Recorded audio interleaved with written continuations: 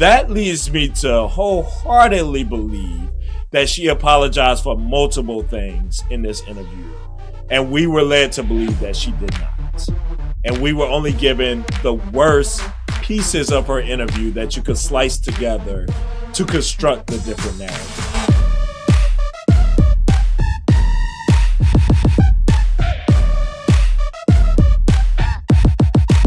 Hello, and welcome to the Parker's Couch. Back at it. You know, it's been a while since I've done a video for you, and I'm happy to come back to doing something I love, diving into lawsuits. And that's what we're going to do today. But before we do that, make sure you do the things you're supposed to do. Like, subscribe, share, hype, all the things to get it rolling. We're crawling up there in subscribers, and we want to keep that momentum going. All right, now that you've done that busy work, let's get to the good stuff right now. I am diving in today into the Tyra Banks lawsuit against Netflix. Now, I knew something was off.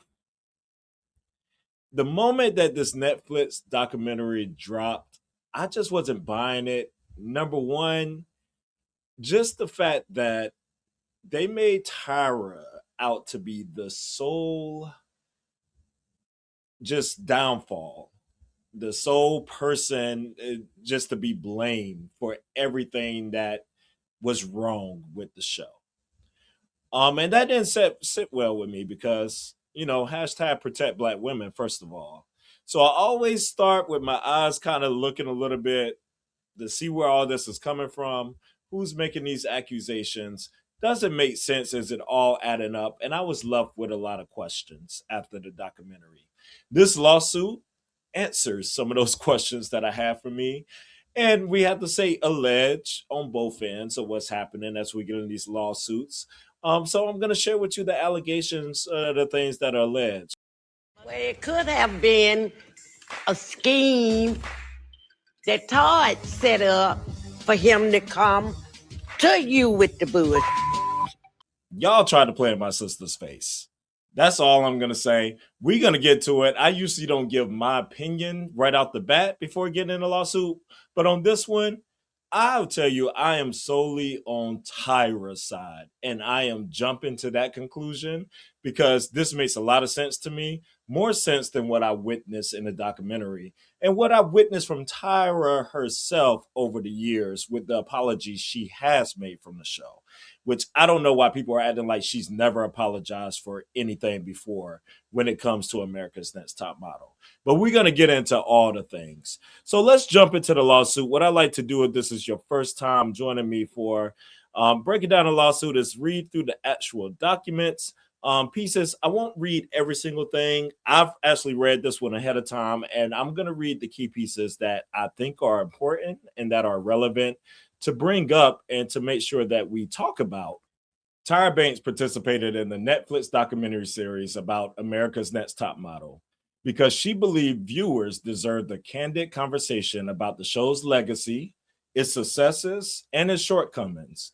There are aspects of the show for which Ms. Banks takes accountability, and she wanted America's Next Top Model viewers to hear that from her directly. Going into her interview, Ms. Banks did not limit the America's Next Top Model topics the interviewer could ask. During a 3.5-hour interview, Ms. Banks answered questions about the show's groundbreaking history, including criticisms of decisions she would approach differently today. The Netflix series Reality Check inside America's Next Top Model, the Netflix series was sold to viewers as a documentary series. Netflix called it the definitive must-watch chronicle of America's Next Top Model. The genre matters. Viewers of a documentary do not expect manufactured drama or constructed narratives. They expect facts because they are promised a documentary. That is exactly how viewers interacted with the Netflix series. Of the hours of answers Ms. Banks provided, the producers used only about 16 minutes. Remember, she said I did a 3.5-hour interview. They used 16 minutes. The producers used what could be stripped of context and reassembled to support a false and defamatory narrative. unrelated to what she actually expressed. The accountability Ms. Banks took ended up on the cutting room floor. It was there, but viewers were never given the opportunity to see it. Worse, the false narrative the producers constructed through selective editing, deliberate omission, and surgical manipulation of continuous footage included that Ms. Banks knowingly allowed a contestant to be sexually assaulted on her show, exploited the contestant's trauma for ratings, and then could not even remember when asked. Now, y'all all know that was the most popular thing going around this documentary was involving Shandy. And the fact that Tyra, it looked like she didn't even know what they were talking about and how they made that look like she was referring to a sexual assault and couldn't even remember that happening. We're going to get into all of those things a little bit later in this lawsuit. That narrative about Ms. Banks is a complete fabrication, one that Netflix streamed to a global audience of millions. Maura Laushi, one of the directors and executive producers of the Netflix series, has since told the world that Ms. Banks was provided the opportunity to really go deep into the debates about America's Next Top Model and share her side of the story. In another interview, Ms. Laushi and Ms. Banks was ready to speak. And I think that a lot of her answers were very honest. And it's all in the show, really. But statements were partially true. Ms. Banks did go deep. She did share her side. Her answers were very honest. But the story that viewers heard was the deceptive story producers chose to tell. A particularly egregious example of the producer's manipulation to create a false narrative occurred at the close of episode 1 of the Netflix series. Shandy Sullivan was a contestant on Cycle 2. One of the areas of interest about America's Next Top Model over the last 20 years has been about an evening during when Miss Sullivan was intoxicated, had intercourse with a man in Milan, and quickly confessed her infidelity to her longtime boyfriend. On the Netflix series, Miss Sullivan is shown describing the event as an assault, something Miss Banks had never heard before and was not told during her interview. Okay. Having withheld that information, Miss Laushi asked Miss Banks, "You remember the story with Shandy?" The episode shows Miss Banks glance upward, say and then the screen cuts to black. It's getting weird. The implication is devastating and deliberate that Tyra Banks cannot even remember the story of the woman who was assaulted on her show. But that was false. The full footage of Miss Banks' interview reveals two things that the producers cut out and did not show the viewers in episode 1. Before the upward glance, Ms. Banks nods affirmatively, unmistakably, and immediately says, "I do remember her story." By carving the nod out of the middle of the sequence and cutting off Ms. Banks' comment at the end, the producers ensured that viewers would see only the lie and not the truth. Defendants didn't stop there. In the second episode of the Netflix series, they also rearranged footage from the original America's Next Top Model broadcast to make it appear that Miss Banks initiated a discussion about cheating to manipulate Miss Sullivan into making an on-air confession. The truth is that Miss Sullivan, not Miss Banks, brought up the subject of infidelity, and Miss Banks responded. The producers had the original footage. They knew the truth. This manipulation was part of a scheme that the producers concocted before they conducted Miss Banks' interview. Miss Sullivan had already made the difficult decision to tell producers she had come to view the events in Milan as a sexual assault, but they purposefully withheld that information from Miss Banks. Ms. Banks wishes that it was not necessary to recount those facts here, She respects Miss Sullivan's right to speak up in her own words. The issue is not Miss Sullivan sharing her views and speaking up. The issue is that Miss Laushi never asked a single question of Miss Banks that framed the encounter as non consensual. Ms. Banks' answers were given as part of a discussion that she was misled to believe was about regret and infidelity, and which was the only framing Ms. Banks had ever encountered. Defendants edited the Netflix series to make it appear that Ms. Banks knew she was being asked about a sexual assault, and it was intentionally trying to evade the topic. Ms. Banks respects Ms. Sullivan's perspective and the courage it takes for Ms. Sullivan and others to speak up. Ms. Banks wishes somebody involved with the Netflix series would have told her what Ms. Sullivan shared with them, but they deliberately chose not to. Ms. Banks does not file this lawsuit to escape scrutiny. She came to the interview prepared to engage with America's Next Top Model's legacy, including its shortcomings, and she did for 3.5 hours. Viewers who came away from the Netflix series believing Ms. Banks had not taken accountability would have known that accountability was, in fact, a major part of her interview. If only Netflix and the producers had included it in the Netflix series. Little of it was. The producers erased much of that record and replaced it with a fabricated one. The Netflix series contains other misrepresentations about Miss Banks and America's Next Top Model, some petty, some more serious, that she could have addressed, chosen to live with, or let pass as the unavoidable cost of 3 decades in public life. She is not addressing all of them here, but what she cannot leave unchallenged is the manufactured and false accusations in the Netflix series suggesting that a young woman on America's Next Top Model was sexually assaulted and Miss Banks did nothing. Worse, that she exploited the woman's trauma. This is not a lie she can correct in an interview or that would disappear with the passage of time. It is a fabrication so grave, constructed so deliberately that it overwhelms everything else.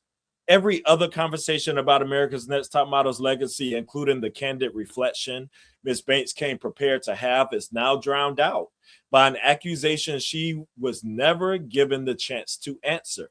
This lawsuit is that answer, particularly after her efforts to resolve that matter directly with Netflix, and the producers were refused. To make matters worse and to add insult to injury, Netflix Music LLC released a separate 26-track music soundtrack entitled Reality Check Inside America's Next Top Model, using an unauthorized image of Miss Banks on the album cover to serve a false message to consumers that Miss Banks was the source of or otherwise affiliated with the album and endorsed it. Before deciding to take legal action, Ms. Banks asked Netflix and the producers for one thing: access to the unedited footage of her own interview, under whatever conditions they chose, so that the parties could work together to correct the record. Her request was refused. Had they agreed, Ms. Banks could have made the truth public, and this litigation would likely have been unnecessary. Ms. Banks brings this action to hold defendants accountable for the harm they deliberately engineered. She wants the public to have the opportunity to view the complete unedited footage and form their own opinions based on the truth. As of now, Ms. Banks does not have the footage or the ability to make it public. Only Netflix and the producers can do that. Plaintiff Tyra Banks is an American. Okay, that is the entire introduction right there. And that says a mouthful. There's some other things that come into focus of the lawsuit that we would get into, but I think this introduction really breaks everything down of a nice overview about what is the most serious things. And you can see they spent so much time on Shandy because that has been like the most talk from the Netflix series anyway. And I think it's really important how they set it up in the beginning. We're talking about how the documentary series was built. That this is kind of the tell-all. This is Tyra giving her, just everything, all of her thoughts. This is the most, the most critical, the most watched, the most exclusive we're going to get inside of America's Next Top Model look. And they dwindled 3.5 hours down to 16 minutes and decided to show everything that could be crafted in a way of her not taking accountability. And worse than not taking accountability is not taking accountability for a sexual assault, one that she said she didn't even know existed. We're gonna dive into that one a little bit more because that is the crux of the lawsuit and stuff in here. But I want to take a moment and just, first of all, because one of the things they brought up was how it's constructed as if she's not taking ownership for anything, when in fact they say she's taking a lot of ownership. I don't know if people just have not seen, or if they just have conveniently forgotten, or they just have not cared. But there have been multiple instances throughout the years whenever Tyra has talked about this show and has reflected back and taken accountability for certain things. I'm going to play one clip of an interview back in 2020 when this was becoming big and stuff, of whenever she took accountability for everything going on. At that same time, I was still a working model and still being told, oh, you're too fat, Tyra, you're too this, you're too that, you can't work if you can't do that. And hearing my friends have all this negativity and seeing what was in the way of them working. But I was still this like unique beauty crusader. I was also this person trying to get these models work. And I think at times they battled because I wanted them to get work, but even more important to me was being a beauty crusader. And so what ends up happening is it's a clash, right? I'm saying, oh, I want all these unique beauties, but you need to change that and you need to change that, because I have these agents in the background saying, yeah, you want us to sign these girls, but she needs to change this and she needs to change that, and that's how she's gonna work. And I wrote a book with my mom. And in the book, I talk about that. I talk about some of the things on Top Model that in hindsight, and this is way before any of this stuff trended recently. This is a couple years ago. I was like, in hindsight, I should have still been that beauty crusader that is my heart and soul and why I started the show, to the millions of people that are watching the show, and then let the agents handle behind the scenes if that model wanted to fix teeth or whatever it is that they said that they needed to fix in order to work in this industry. And so that was like my big lesson. And I didn't need social media to tell me that. I realized that on my own and did a whole section of my book about that. There's another thing that we did, I think that was a big like whackness that I didn't see back in the day was we did a season in Hawaii. And Barack Obama had just won the presidency. Everybody was so proud about that. We learned the Hawaiians when we were there, a lot of them were saying that, talking about Hapa. And I was like, what is Hapa? They're like, oh, Barack Obama's Hapa. Means he's mixed race. And then we're like, oh, maybe we should do a Hapa episode to explain what that is. So we had the models play mixed race. We had them play half Madagascar, half, I don't remember what the races were and the mixes and the races. And because I'm a woman of color, I thought I was celebrating skin color to say, this is beautiful. The industry and everything is telling you that a bleaching cream is what you should do. Lighter is best, all this type of stuff, and me even knowing that me being a lighter skinned Black person has allowed me to do a lot of the things and burst open the doors because of my skin color and because of my green eyes and all that. I was like, I'm going to show the world that color is beautiful and we're going to paint these models. When that episode aired, I don't know, was it 10 years ago? There was a backlash saying, what are you guys doing? Painting these girls black, painting them brown, painting them. And I was like, oh my gosh. Back then I was like, I think my skin is beautiful. I think all this is beautiful. And coming from a Black person, it's obviously not racist because I am saying that this is beautiful and paying homage. However, the mistake was that if somebody that has malintent sees me doing that, they'll think that their malintent way of darkening skin is okay. And so I was like, oh my God, it was like a awakening for me. And I had a talk show, like y'all have y'all show like this. Back in the day, I had a talk show and I did a whole segment on it and said, whoa, as much as I was trying to be woke and say my skin is beautiful and I'm going to paint people like my skin and darker skin and all this and show all these different races, it gives an excuse for people that have malintent. And so we apologize for that. Now, everybody didn't see the damn Tyra show. So 10 years later, you know, during COVID-19, people are quarantined and they're watching Top Model and they're seeing all these mistakes and things that we made. And so I think it is my job to not be mad at a younger generation that didn't see it. It is my job to apologize again because they didn't see it, right? They didn't see me do that. And so I have to continue to apologize. 10 years from now, there's gonna be a whole nother generation and there'll be some other reason. They'll be snowed in one day and watching Top Model. What the hell did she do? This 50-something-year-old woman, I have to apologize again because they didn't see this and what I'm doing now and what I've done, you know, over the years. So that's just the state of the world now that, you know, that people see content over and over again and they don't know that you've apologized. And I don't fault them for that. It's not their fault, but it's my job to say, yes, I've apologized for it. And we're going to apologize again and keep apologizing because it was wrong. Does that sound like somebody that's not apologetic? She goes on and she apologizes for more stuff in that interview. YouTube, please don't take me down. I want to play a longer clip of that.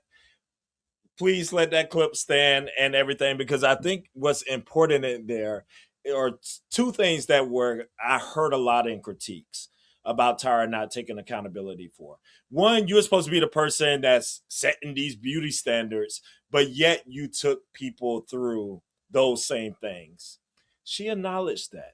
She talked about that. Because if you see, she was working at the same time and hearing those things, and she was battling with trying to get the girls' work, plus being that beauty crusader. She said she made the wrong choice. She said, I should have stayed on that beauty creator side and put the onus back on the agencies. Let the people come in how they are. Don't touch them and do all those things to try to prepare them to get work. But put that on the agencies and let them take the downfall for all of this. The second thing was regarding like race, which I thought was very odd in the documentary. When they showed all the racial episodes and the changing of colors, there was like no comment from Tyra on those things. So I was like, it's led to believe that she just didn't care. She didn't see any awareness about that. Like it was just totally fine. She is clearly talking about one of those challenges here whenever they were in Hawaii and when they had people playing different mixed race. And she acknowledges that here in this clip. And she even goes on to say, I'm going to have to apologize over and over and over again for years as people are taking on new content. They're not going to see this. They're not going to know I apologize. And I don't blame people for that. The onus is on me to apologize. So what supposedly changed from then into this Netflix documentary? That leads me to wholeheartedly believe that she apologized for multiple things in this interview. And we were led to believe that she did not. And we were only given the worst pieces of her interview that you could slice together to construct the different narrative. So this lawsuit is 65 pages long. What I'm going to do is make a part 2 of this video. As you understand, if you look at some of my other court cases, what happens is they start off with the introduction and they give a good overview of everything they're kind of going to be arguing, which gives some detail. But then what they do next is to go into the facts of each kind of complaint that they're making for each charge that they're alleging. And it's going to be repetitive in some of the information, but it dives deeper into the material that and evidence that they have to support their sides. So I'm going to make a part 2 of this video. If you're interested in finding out more about the facts, digging into things about the role Miss J Manuel, and Nigel Barker played into this, and the whole Tyra didn't speak to Miss J, to find out more about Shandy, to find out how shady they were when they juxtaposed Tyra being a producer and creator, and then her saying like she's not responsible for production, and the way they put all that stuff together. there's a lot of shadiness that Netflix did behind this to my sister. And I'm going to break that down in part 2. So what you can do is hit that notification button. And that way, whenever you see part 2 of Tyra's case posted this week, you can get all the details into that. And believe me, you don't want to miss it.